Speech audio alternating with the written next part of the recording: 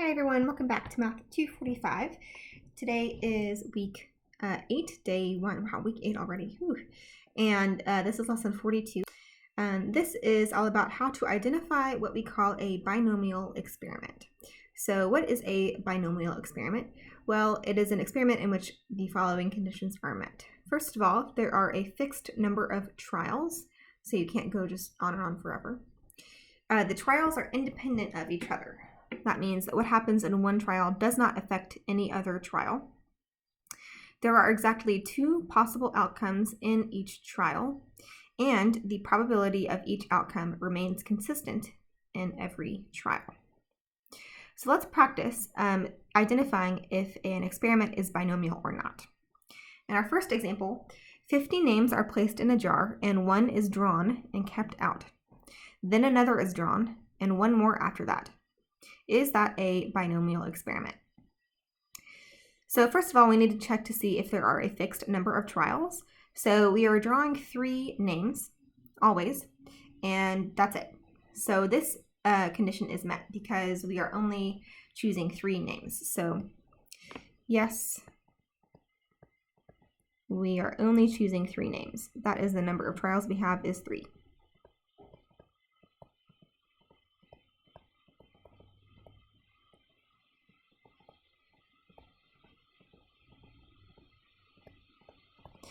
Okay, are the trials independent of each other?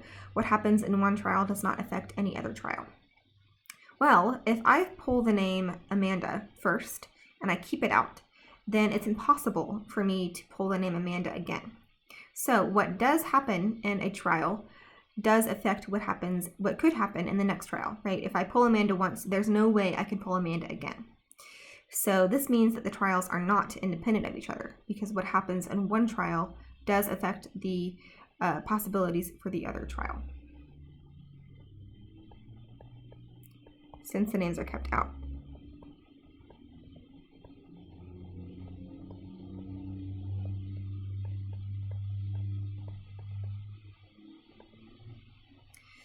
Okay, what about there are exactly 2 possible outcomes in each trial?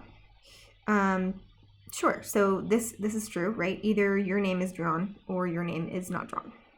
So yes, either a name is drawn or it's not.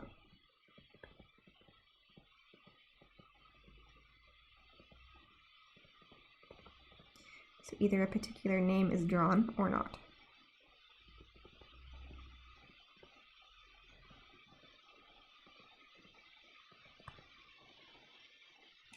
And what about the probability of each outcome remains constant in every trial? Well, kind of like since our trials aren't independent of each other, since I keep my name out at the end of each trial, this is not true. The probability of a name being drawn does not remain constant, right? For example, if I draw 2 names, then in the first 2 trials, then I only have 48 names to draw from for the 3rd trial.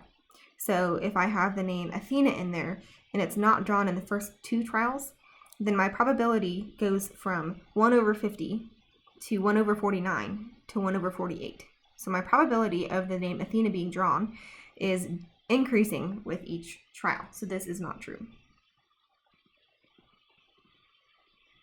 So the probability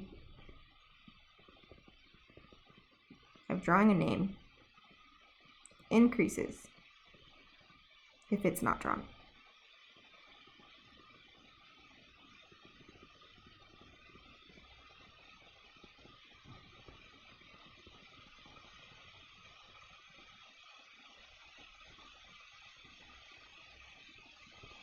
So we need to answer now, is this a binomial experiment? Well, all 4 of the conditions have to be met to be a binomial experiment. In this case, they are not. So no, they are not. The trials aren't independent.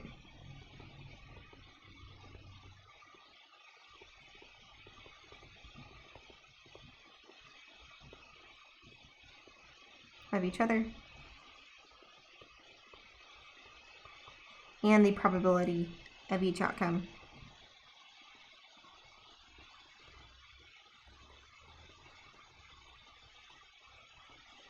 does not remain constant.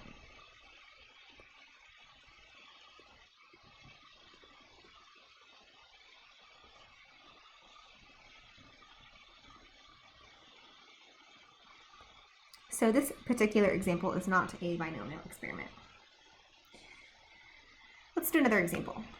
Oops. Jenna has designed an experiment where she rolls a dice 100 times and records whether the outcome is 6 or less than 6. We want to see if this is a binomial experiment. So are there a fixed number of trials? Yes, there are 100 trials. That would take a long time, don't you think? The trials are independent of each other. What happens in one trial does not affect any other trial. Yeah, that's true, right? If I roll a dice once, it will not affect what happens on the next roll.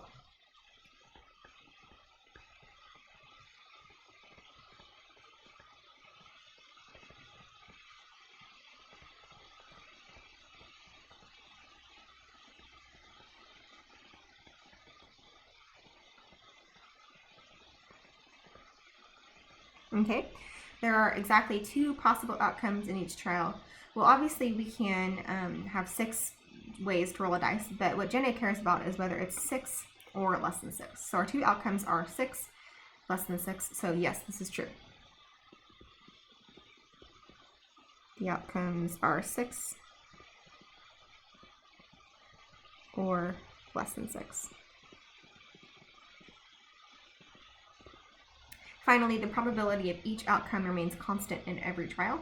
Yeah, the probability of rolling a 1, for example, is the same at the very beginning of the experiment as it is at the end of the experiment. So, yes, probability does not change.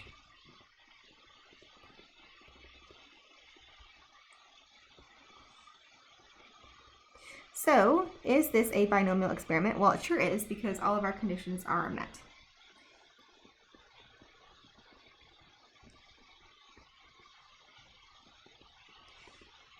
So we are going to be working a little bit more with binomial experiments this week. So it's pretty important that we know what a binomial experiment is. Hopefully these examples helped you out a little bit. That's all for this lesson. Go on over to lesson 43.